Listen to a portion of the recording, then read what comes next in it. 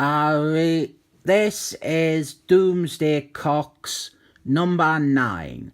And I got this one because of the cover. I thought, hey, look, something is actually happening in this story. And I did a quick flip through the comic, and I saw a bunch of characters I was happy to see. And, well, let's just get into it.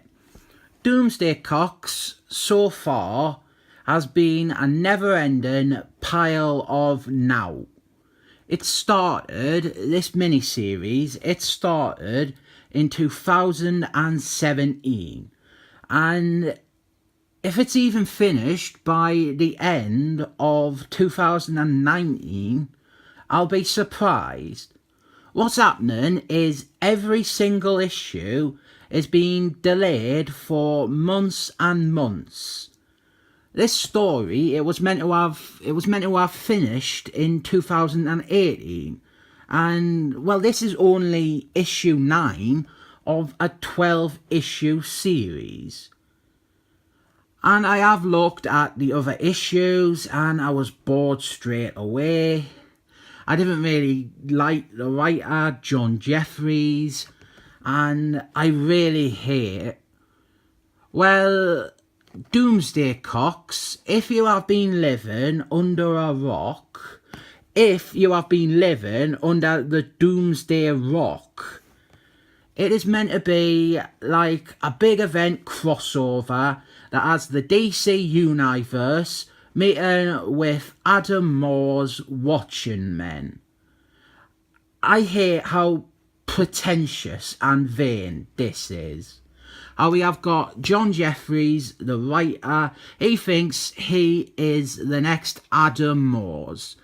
How he thinks he is the only writer, how he's the right writer to the next chapter in Adam Moore's story. How he thinks he's the only writer who can successfully integrate Watchmen into the DC Universe proper. And I'm also fucking sick of these 9-panel grids. If anything needs to be retired, it's these 9-panel grids. Anyway, this story, it is moving along at a snail's pace. Really, really slow. You're waiting like 5 months for the next issue to come out, the next part, and the plot is barely progressed. I really lost my patience for the story when he did this whole bit with Batman, this little subplot bit where Batman is easily defeated, and then the Jokers tied him up and wheeled him around Gotham on a chair, and Batman, he was like helpless and pathetic. He was like a joke. I hate Geoff's writing Batman. It's always awful. We do have got a lot of characters in this one, and not many of them did that much. But something that bothers us is Geoff again playing favourites, refusing to acknowledge the characters or the stories that he personally doesn't like. Here we have got the Green Lantern's corpse. We've got Alvin Stewart there. Here is Jessica Cruz. In the background, easy to miss, but that is Gary Gardner sitting down. And here is the Jordan Albert version. But you know who is missing? Kyle Reese. In this panel, we have also got the Tiny Titans, Donatello's team. Kyle Reese, he's also a member of the Tiny Titans. So here you have got both the teams he is affiliated with, and he's not there. He's not in the story at all. He is ignored and made to seem irrelevant to the DC Universe. I like this set of characters down here, the charlatan characters. DC didn't originally own them. We've got Blue Beetles there, Captain Adam Ant, 90 Sides and Mr. Questions. And these characters, They are actually the characters that the Watchmen characters were loosely based on. There's some stuff with Superman and then some political stuff. Look, there is Donald Trump there. Well, his little orange hands. And to the book's credit, this doesn't have him as a joke. He's not like a ridiculous, over-the-top joke. But they do have him say huge loads and loads. And all this political stuff, it's not like the stuff you're expecting.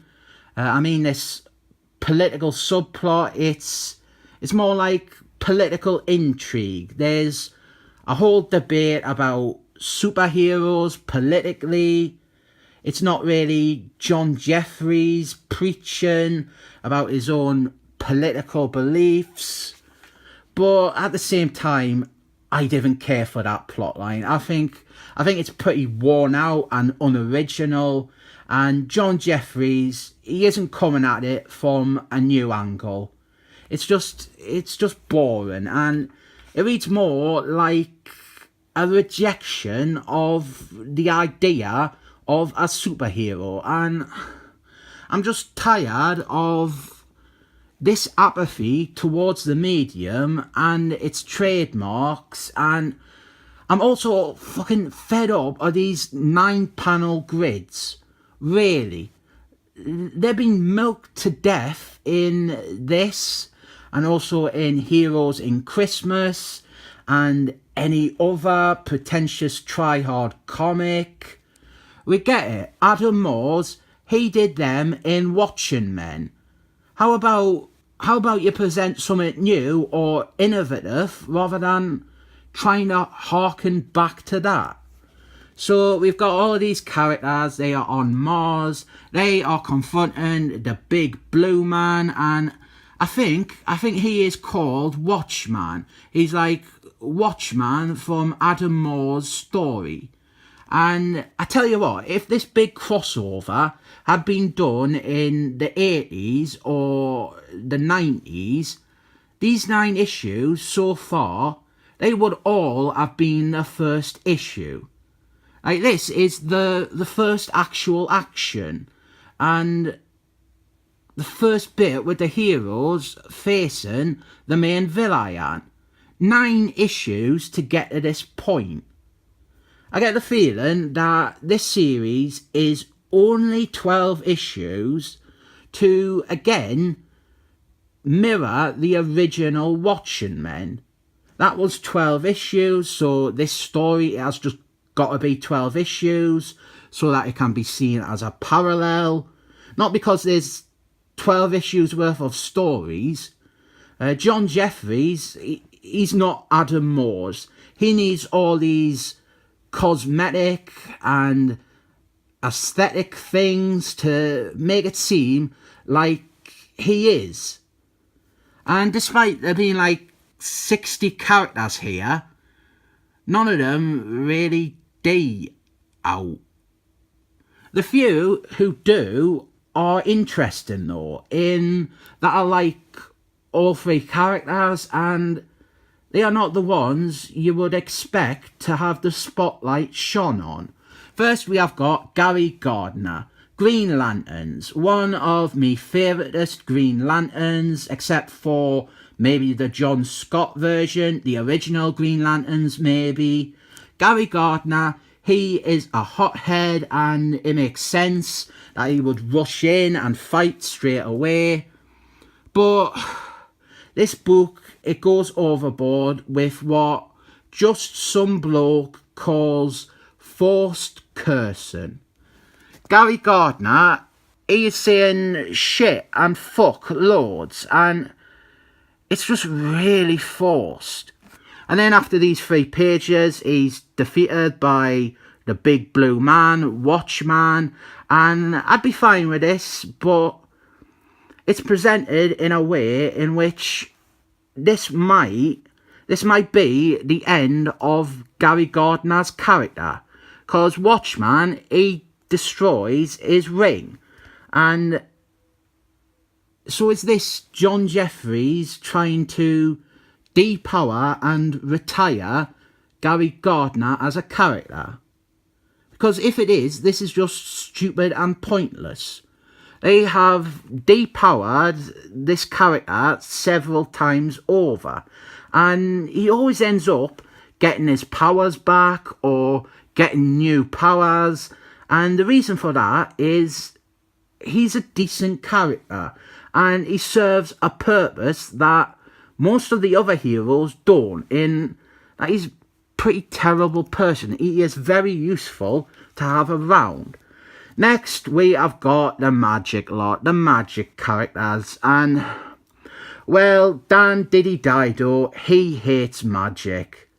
He spearheaded that Spectre story where Spectre went evil and tried to destroy all magic.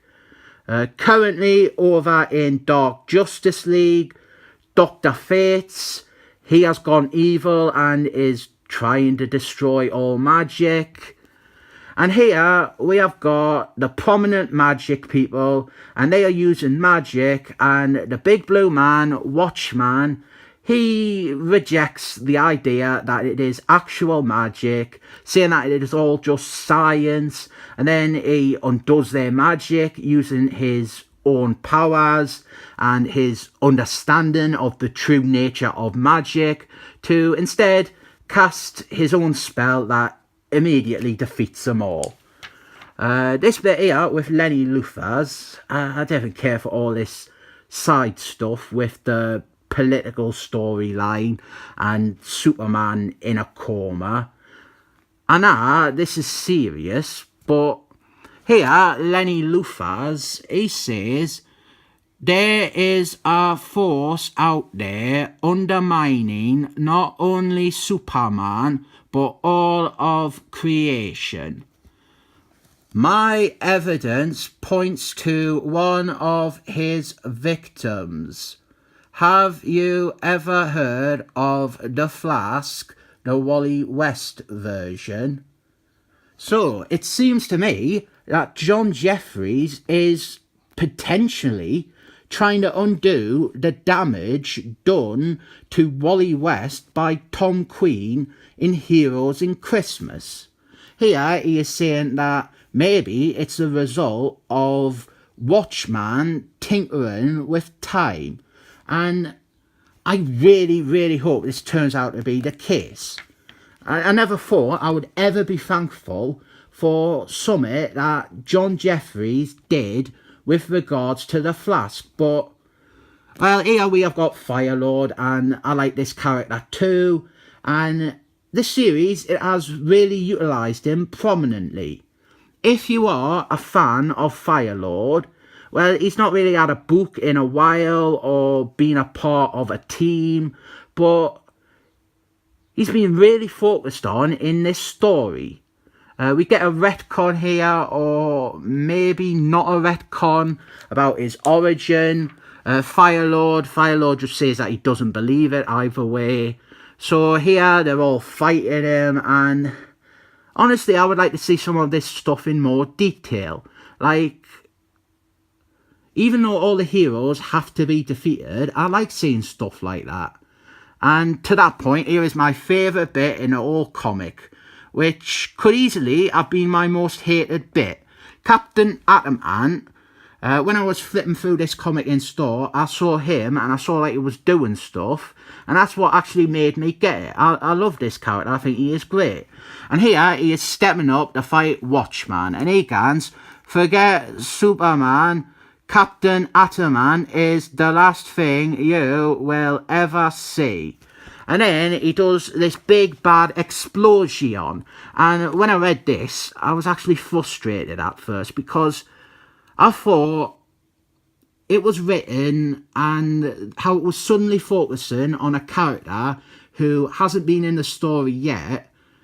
It obviously feels like it's written to be a sacrifice, and this was meant to be like his death. And then afterwards we see Watchman, he comes back from it, he reforms, and we don't actually see Captain Atom reform or anything.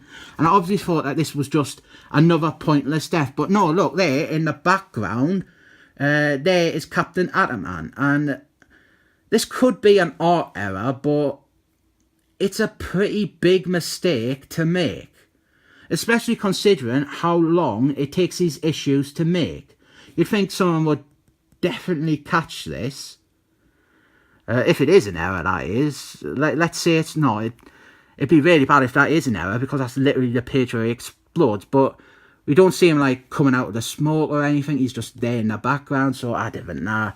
And speaking of potential errors or suggestions that this comic might be better than I actually think it is, if you look closely here, you can see Gary Gardner in his costume again. So if we go back, when he was defeated, when his ring was destroyed, he reverted to his normal clothes. But it appears he has had somehow gotten his powers back. This one, though, this is more likely to be an art error, I think, but I'd be thrilled if it wasn't. Watchmen, he's defeated all the heroes. And then we've got this bonus. I normally like stuff like this, but in Doomsday Clock, it's really pretentious. And again, it is just trying to ape what Adam Moore's did in the original Watchmen series. This is meant to be like paperwork about Firelord. And this seems to reinforce the retcon about his origin, even though Firelord said 2 or 3 times that he doesn't believe that this is true.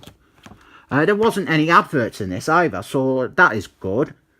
It took 9 issues, but finally there is a halfway decent one where stuff happens. I was surprised by this one. I was expecting to either be bored or for it to be another Heroes in Christmas, where the writer just kills off a bunch of characters to solidify his story. But I like the fight bits. The superhero bits are good. It is a 5 though, and it's not worth that much. I only rate this one 7 thumbs up.